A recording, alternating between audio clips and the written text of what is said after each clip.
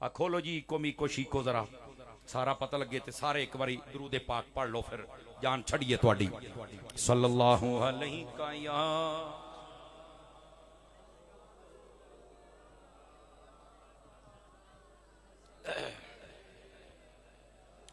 وسلم علیک یا حبیب اللہ کلام اعلی حضرت چمک تجھ سے پاتے ہیں سب پانے والے میرا دل بھی چمکا دے میرا دل بھی چمکا دے چمکانے والے رہے گا یوں ہی ان کا چہرہ رہے گا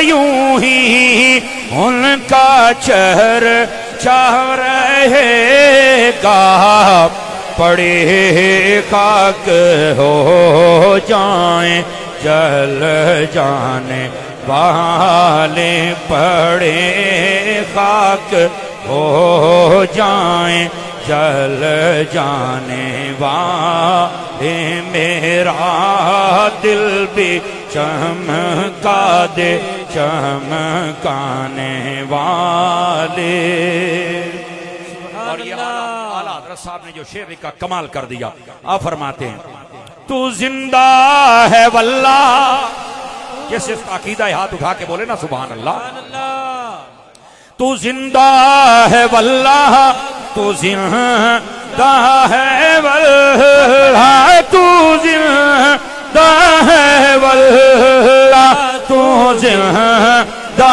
ہے واللہ میری چشم عالم سے چھپ جانے والے میری چشم عالم سے چھپ جانے والے چمک تجھ سے پاتے ہیں سب پانے والے اور اعلیٰ حضرت کا شعر سنیے آپ اپنی محبت کا اظہار عاجزی میں یوں کرتے ہیں میں مجرم ہوں آقا مجھے ساتھ لے لو میں مجرم ہوں آقا مجھے ساتھ لے لو راستے میں ہیں جا بجا تھانے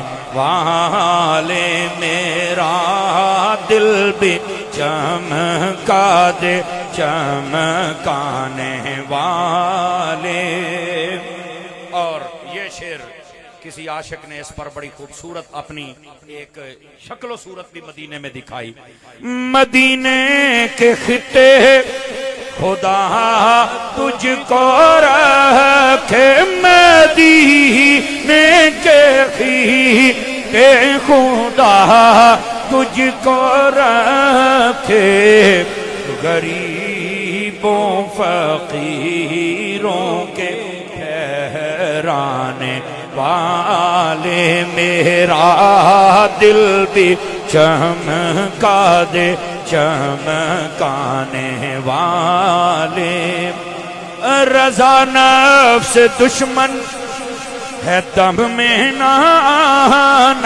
رضا نفس دشمن ہے دم میں نہ آنا کہاں تم نے دیکھے ہیں چندرانے والے میرا دل بھی چمکا دے چمکانے والے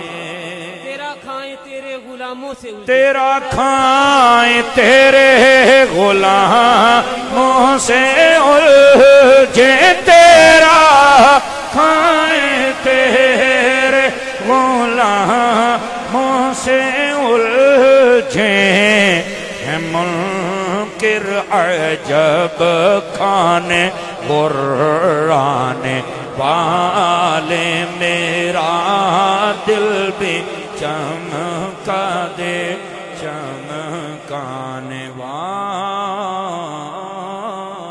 سبحان اللہ.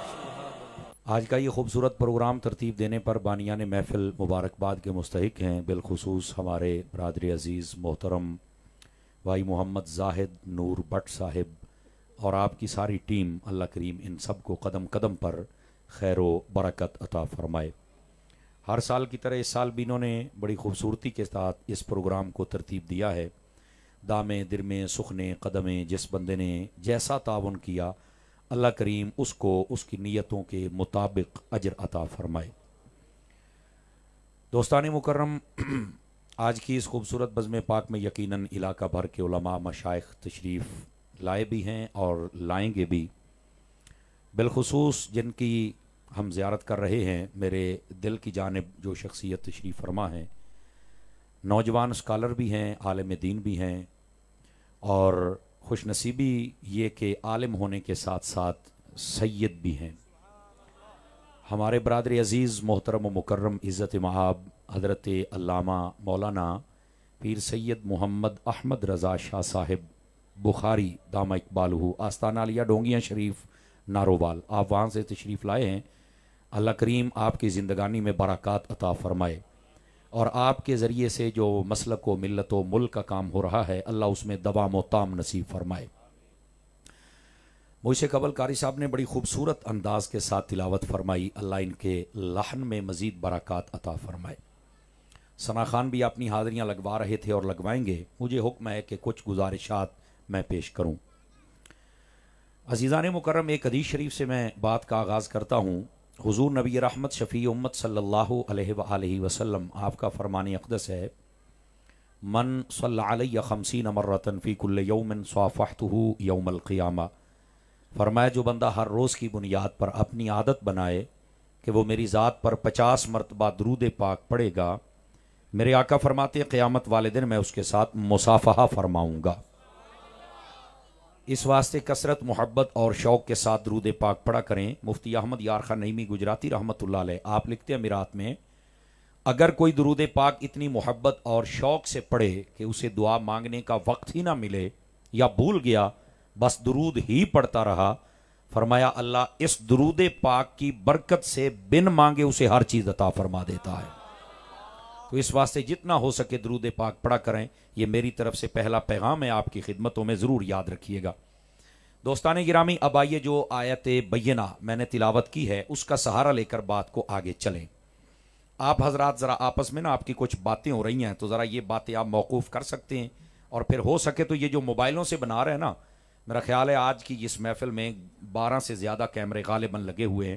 آپ یہ موبائل جیبوں میں ڈالیں، تکلف فرما رہے ہیں. میں نے دیکھ لیے ہیں، آپ امیر ترین لوگ ہیں، آپ اقبال کے شاہین ہیں، آپ کے پاس بڑے اچھے اچھے موبائل ہیں.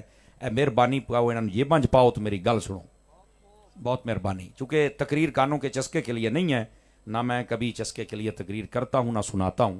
پیغام اور تربیت آپ جتنی دیر توجہ کر سکتے ہیں کر لیں، کچھ ہم سیکھ لیں، اس کے بعد پھر ہر شخص کی جب باری آئے گی تو اپنا پیغام وہ ضرور دے گا. گرامی قدر حضرات، جو آیت بینہ میں نے پڑھی ہے اس میں اللہ رب العزت نے فرمایا والذین معہ اشداء علی الکفار رحماء بینہم. فرمایا اور وہ ہستیاں جو ہمارے حبیب مکرم صلی اللہ علیہ وآلہ وسلم آپ کے ساتھ ہیں، فرمایا ان کی امتیازی شان یہ ہے، ان کا وصف یہ ہے، کمال یہ ہے کہ وہ کافروں کے ساتھ تو جنگ کرتے ہیں، لڑائی اور جھگڑا اسلام کی خاطر، لیکن جب آپس کی بات آئے تو ان کی آپس میں بڑی محبت والی داستانیں اور زندگی ہوتی ہے. علماء فرماتے ہیں یہ آیت طیبہ وہ ہے جو صحابہ کرام کے اور اہل بیت کے تمام تر ریلیشن کو کھول کر بیان کر رہی ہے. اور یہ فتنوں کا دور ہے، اور اس کے اندر کبھی صحابہ کرام اور کبھی اہل بیت ان کو تنقید کا نشانہ بنایا جاتا ہے اور طرح طرح کی باتیں ہوتی ہیں. مسلمان کو یہ زیب نہیں دیتا کہ وہ ان جلیل القدر اور عظیم القدر شخصیات کے لیے کوئی نازیبہ جملے بولے، لیکن بہرحال چونکہ فتنے ہیں، اور یہ اللہ نے جب فرمایا کہ میرے محبوبوں کے بھی دشمن ہوں گے، قرآن مجید میں بتایا شیطان ازل سے دشمن ہے، اور پھر اس کے ساتھی جو اس کی فکر پر ہوں گے وہ بھی ہوں گے. اور حضور اکرم علیہ السلام نے فرمایا ایسے لوگ آئیں گے جو حقیقت کو بدل کر لوگوں کے سامنے رکھیں گے صرف دنیاوی مفاد اور لالچ کی خاطر، فتنہ و فساد کی خاطر. وہ کسی کا پالتو ہونے کا کردار ادا کریں گے. لیکن ایسے موقعوں کے اندر ہمیں بھی چاہیے کہ ہم آپ کی تربیت کریں کہ اصل آپ کا جو ٹریک ہے وہ کون سا ہے. اور آپ نے اس پرفتن دور کے اندر ہر اٹھنے والے اور سلگنے والے سوال کا جواب آپ نے کہاں سے لینا ہے. تو اس کا سب سے پہلا جواب یہ ہے، ہم نے جب بھی کوئی سوال ہو اس کو حل کرنا ہے تو پہلے رب کے قرآن سے حل کرنا ہے. یہ پہلا جواب ہے. آپ کی آواز ویسے کمزوروں والی ہے، میں سور شور کو نہیں لونی، میں بے سورا بندہ. بٹ صاحب مجھے کہہ رہے تھے نعت سنا دینا، ہم نے آپ کی نعتیں سنی ہوئی ہیں، میرا شوق ہے میں پڑھ لیتا ہوں نعت.